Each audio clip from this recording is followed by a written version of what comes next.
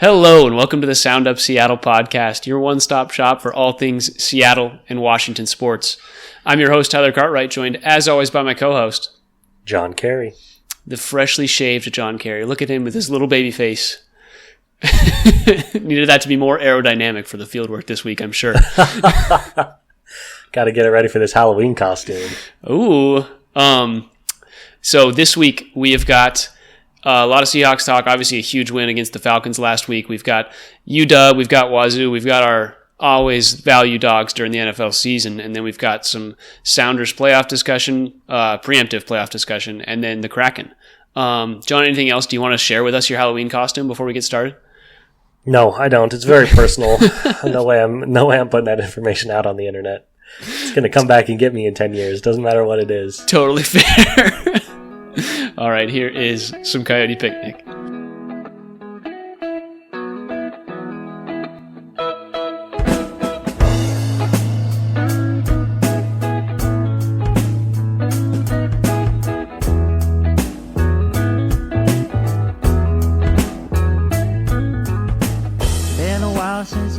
All right, John.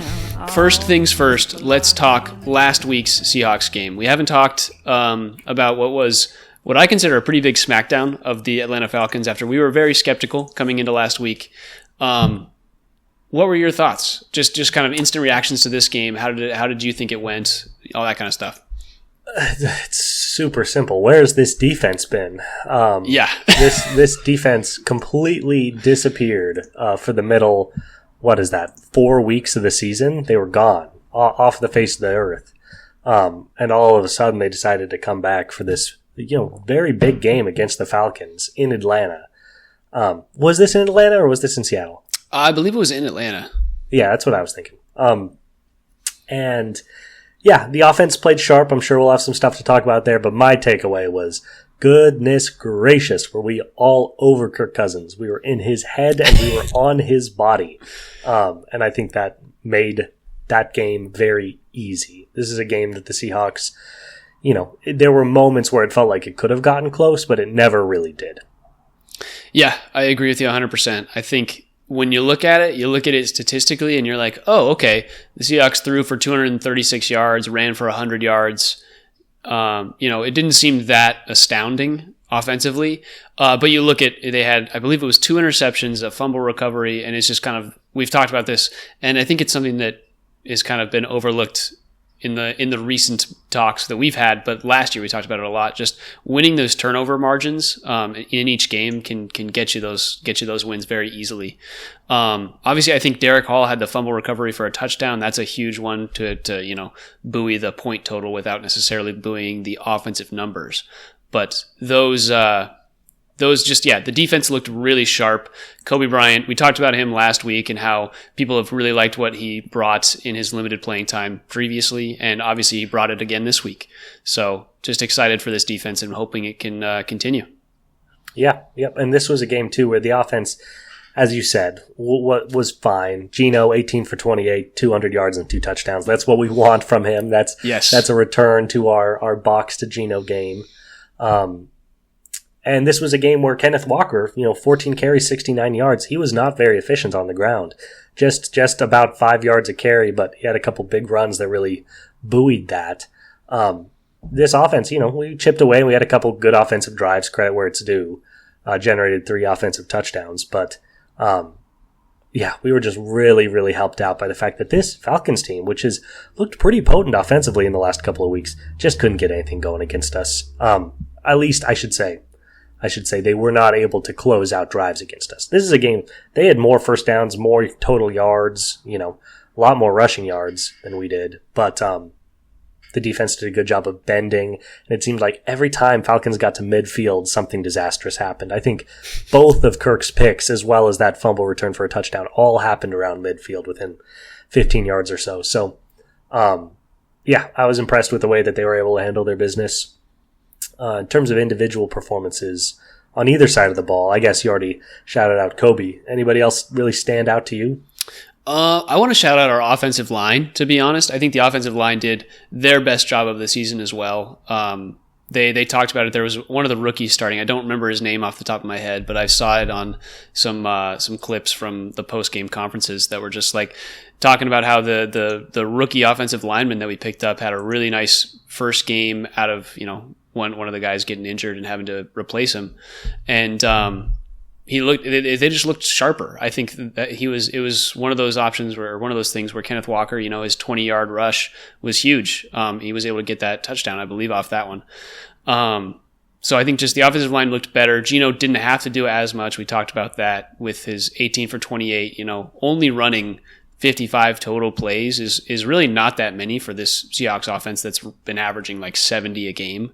So just really big efficiencies there. And yeah, I think, like you said, Geno looked good. Kenneth Walker looked very decent, like nothing crazy. But yeah, nobody really stood out a ton. DK kind of had a signature game. It is worth noting the injury to DK with his, I believe it was like a grade 1 MCL strain, is what I saw. So that's going to be an interesting discussion going into this next week. But I think overall, a really just solid all-around game from the Seahawks. Agreed. Yeah, questionable DK moving into next week. A couple guys I wanted to shout out. The two highest rated quarterbacks in the game, both coming in at a 118.75 QBR. That's going to be Michael Penix Jr. and Jackson Smith-Njigba. Yes. Both went 1 for 1 on their relative throws. Good to see Michael Penix get a little run. We love him here. Obviously just coming in to spell Kirk at the very, very end. But hey, 1 for 1's a start. That's his first completion in the NFL on his first pass.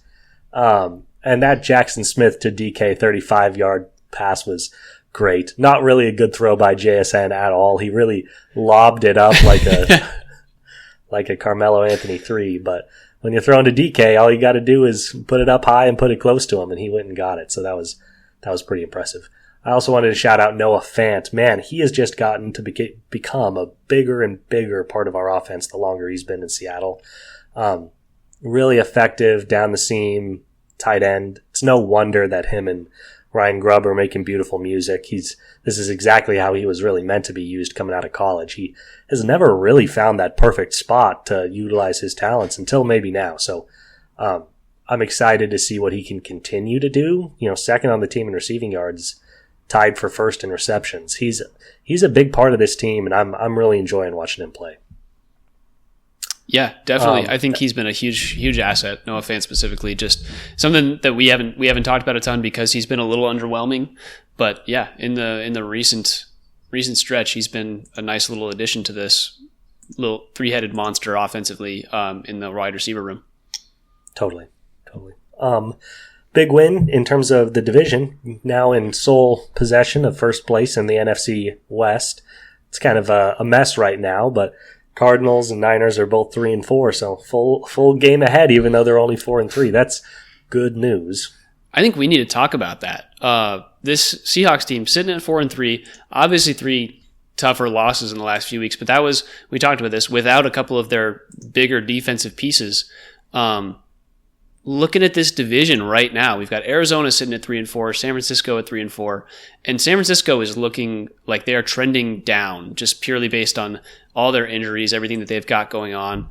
Los Angeles, they won a game against the Raiders, which shout out to the Raiders for covering my value dog, but not a hard opponent there for the Rams. And then the Cardinals just defensively do not look like a great team. We were very, very highly touting this NFC West division. And now it's really turned into like the Seahawks look like the most complete team in my mind, and I don't think it's actually very close with the injuries that San Francisco has had. Yeah, kind of first place by default. This Hawks team's been a little up and down. I'm still not 100% sure what we're going to get from them week to week. But yeah, all other 3 of these teams just have big issues. I mean, nobody should put San Francisco in the hole until McCaffrey comes back and we see what that offense looks like with him in the fold. Obviously, losing Ayuk for the year sucks, but as everybody who plays fantasy football knows, Ayuk hasn't been contributing anyway. So not necessarily as big of a loss as you would think for Ayuk to go down for the year.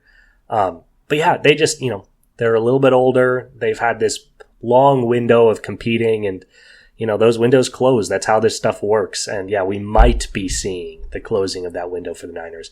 Rams are just too hurt. Too many injuries. The fact that they lost Puka and Cooper in the first couple of weeks has left their offense completely. The fact that they're 2-4 is pretty impressive. Yeah. And I would be more worried about them getting healthy, except for all the rumors that have been circulating about LA, being ready to move on from Cooper Kupp and potentially even Matthew Stafford. It seems like organizationally they may have reached the point that like, hey, these guys are getting old. They just can't stay healthy. Let's start recouping some assets. They obviously went all out on that Super Bowl team. So, we'll see what happens with the Rams. And then, yeah, you hit the nail on the head with the Cardinals. That's the worst defense in the NFL. And as fun as their offense can be, they're far from the best offense in the NFL. So I wouldn't trust them to win any given week. So first by default, probably the second worst division in football just in terms of competitive teams. Only the AFC East, which is an absolute garbage fire, can be considered worse. Speaking of the AFC East, probably a good time to discuss this upcoming Week 8 game against the Buffalo Bills. Let's do it. So the Seahawks this week, they play the 5-2 Buffalo Bills. Bills are favored by 3 currently, just so everybody knows. And the Bills are, as you said, in the AFC East. Their next closest team, we've talked about previously, has been one of John's favorite value dogs to go against is Miami at 2-4. Miami at 2-4 is the number 2 team in the AFC East. That is in front of the Jets, who everybody thought was going to be a playoff contender, and that is in front of the Patriots, who have fallen from grace at the very least. The Bills are in kind of a weak division, and so they sit pretty at 5-2. How do we feel about them coming into this week? Yeah, I don't feel great. I think they're pretty dangerous. This is a Bills team that's lost 2 games all year. One to the Ravens, who I personally think is the most dangerous team in football. One to a good Texans team where they had to blow that Texans game to lose. Coming off 2 wins against the Jets, which was a fun competitive game, and an absolute waxing of the Tennessee Titans. They were so efficient through the air that the running backs literally couldn't get enough carries to do anything. I have James Cook in 2 leagues. Guy couldn't get carries because they were just doing everything they wanted through the air. Obviously, this team, to get to 5-2 is very talented as is. The acquisition of Amari Cooper scares the absolute bejesus out of me. I think he's certainly not a top 10 receiver, but probably top 20 in the NFL. Just really, really good every single year. And Josh Allen has been crying out into the wind for a receiver ever since Stephon Diggs left. The fact that Keon Coleman and Khalil Shakir have been battling each other for that top spot just shows you how shallow that pool has been. Bringing him in makes this offense so much more dynamic. Should open up the running game even more than it is. Yeah, I don't know, man. Their defense isn't anything special, but their offense is very, very dangerous with arguably the best quarterback in football backing it. You want to hear a crazy take? I don't know that this Bills team is as good as you think it is, or many people think it is. Listen to their wins. They've beat the Cardinals, the Dolphins, the Jaguars, the Jets, and the Titans. Their 5 wins are all against teams with at most 3 wins. The Cardinals are the best team that they have beaten.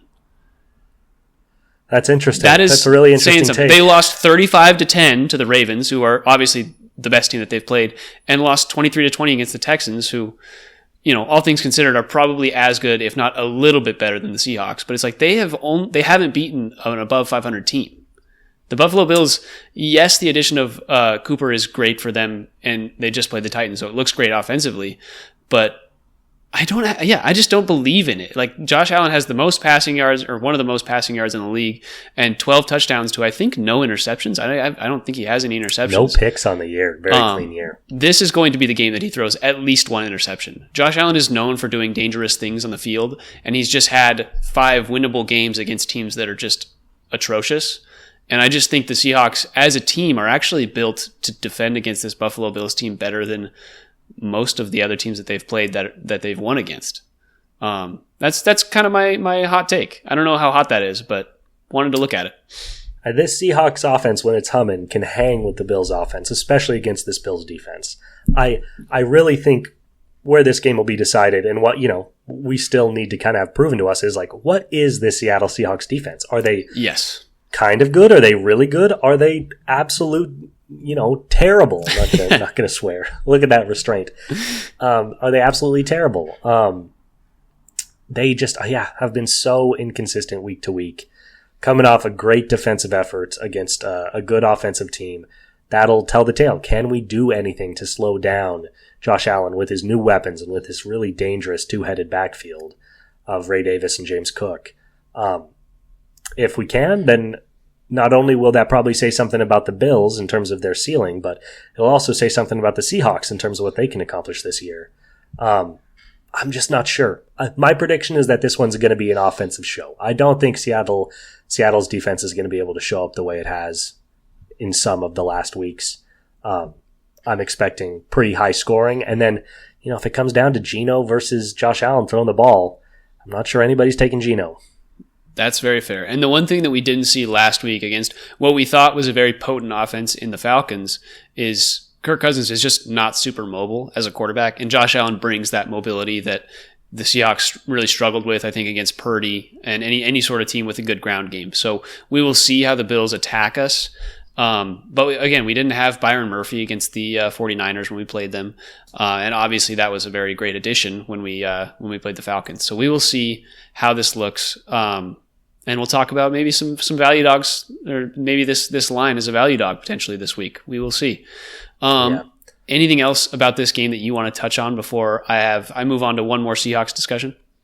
No. Just one last thing is just shout out to the Bills schedule maker. Their last 2 games of the season are back to back against New England. I don't know who designed that. That's absolutely horrible. Just playing any division opponent back to back is weird, but they're literally going to be playing the worst team in the NFL, trying to protect their hold on the number 1 overall pick in the last 2 weeks of the season. Just write those dubs down now. That's too easy. But it's all yours. Take it away. Sweet. I want to talk about what the Seahawks need to add. The trade deadline is actually fast approaching. I think it's nothing like the MLB where they're constantly playing up into the trade deadline. It just kind of happens. And so with the trade deadline approaching, I want to talk about where the Seahawks need to add. Off the top of my head, you think offensive line. I think those are the main pieces, at whether it's a tackle or a guard. I think center-wise, they've been totally fine, and center is a spot that you can just kind of throw together if you need to. What is your initial gut reaction to what did the Seahawks need to add? Yeah, the two obvious things would be offensive line help and then, defensive depth. Their defense, even where it is talented, is pretty shallow. So, getting some Byron Murphy insurance would be great. Yeah, bolstering the defensive line, I think, would be the most important thing. And then maybe offensive line. What's so tricky is you look at this team and you look at their rankings. Their passing game, first in attempts, first in yards. This team is hucking the ball. They're 19th in touchdowns. 8 touchdowns for Geno to 6 interceptions. That's obviously not what we want from him. And he just hasn't been able to score a lot of touchdowns through the air. So you might be thinking, okay, maybe more of a red zone target. Maybe somebody like Cooper Kupp, who we know is obviously in division, not likely, but somebody like that. The thing is, there's not really room for a red zone guy in this offense. No. They're all full up. The fact of the matter is, though, between JSN, Tyler Lockett, and DK, you don't have a single true-to-the-blue red zone receiver. Noah Fant, again, more of a seam route tight end than a, dig route guy. Offensively, even though I think they do need help in the red zone, I don't think there's any help coming unless it's on the offensive line. I think something that comes when you want to be better in the red zone is being better at just running the football. You've got, if you improve this offensive line, Kenneth Walker has been able to get, 20-yard runs breaking down. He's averaging 4.9 yards a carry, I think, in that previous game against the Falcons. Bolstering this offensive line. I've seen Jacksonville as a team that people have targeted for offensive tackles. And then some people have talked about Chicago's offensive line because they've got a couple guys on the back burners. Or a guy on the Titans like what's his name, Daniel Brunskill. Just players on teams that are not very good who are on 1-year contracts. Well, we can get them for this season and then maybe focus on our offensive line in the draft. Just because, I think that's the spot of improvement, and you can kind of sneak some guys through. We're so injured on the offensive line front, and we have been basically the entire season. We've been on our back foot, and so trading for one of those pieces, I think, is a huge one to go for there. I think Jacksonville is the perfect candidate for that kind of opportunity. Totally. Another one that I think would be pretty important, we already kind of touched on it, is if you look at the Hawks' advanced metrics, the single worst stat in terms of league rankings they have is their rushing yards allowed and yards per attempt allowed, both 28th out of 32 teams in the NFL. They've really struggled to stop the run. We saw that against Atlanta. Bijan really tore us up. We'll probably see it again with James Cook and Ray Davis this next game. If they could get some help on their defensive interior or at the linebacker position, some run-stopping guys. I don't even have really names for you, but, going after teams, you're not getting any offensive line help from teams like the Patriots, They don't have anybody to offer on that front, but they do have some defensive pieces. So going after a team like the Patriots to try to secure some run stoppers would be a big help because we talked about it. It's more important in college football than it is in the pros, but it really, really sucks when you can't stop the run. You just know it's coming and you know it's going to hurt. So I'd love to address that. Yes, I'm in full agreement there.